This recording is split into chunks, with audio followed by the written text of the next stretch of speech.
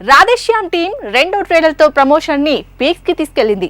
ఇక ఇప్పుడు film team ఈ సినిమా భారీ ఎత్తున రిలీజ్ చేస్తూ రికార్డ్ బ్రేక్ చేయబోతోంది. ఆ విషయంలో త్రిబుల్ టీం కూడా పోటీ పడబోతుందట. అలా థియేటర్స్ విషయంలో పాన్ ఇండియా సినిమాల మధ్య పోటీ షాక్ ఇచ్చేలా ఉందట. పూజా హెగ్డేతో ప్రభాస్ చేసిన రొమాంటిక్ ఎక్స్పెరిమెంట్ రాధేశ్యామ్ ఈ నెల 11న రిలీజ్ కాబోతోంది.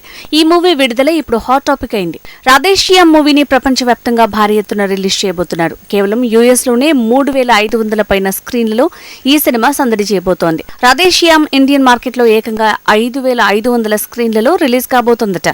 మొదటి 10 రోజుల్లో వసూళ్ల వర్షం కన్ఫర్మ్ అయినట్టే అంటున్నారు.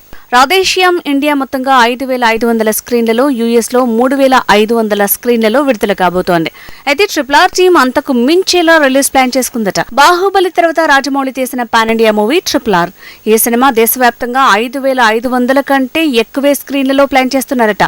కానీ రాధేశ్యామ్ RRR మధ్య 14 రోజుల గ్యాప్ మాత్రమే ఉండటంతో థియేటర్ సమస్య వచ్చేలా ఉందట.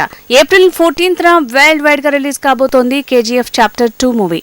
ఈ సినిమాకైతే ఇప్పటికే 6000 స్క్రీన్లు ఫిక్స్ చేసినట్టు తెలుస్తోంది. అయితే ఇండియాలో ఎన్ని స్క్రీన్లు, ఓవర్సీస్ లో ఎన్ని స్క్రీన్లు మాత్రం ఇంకా లెక్క తేరలేదు.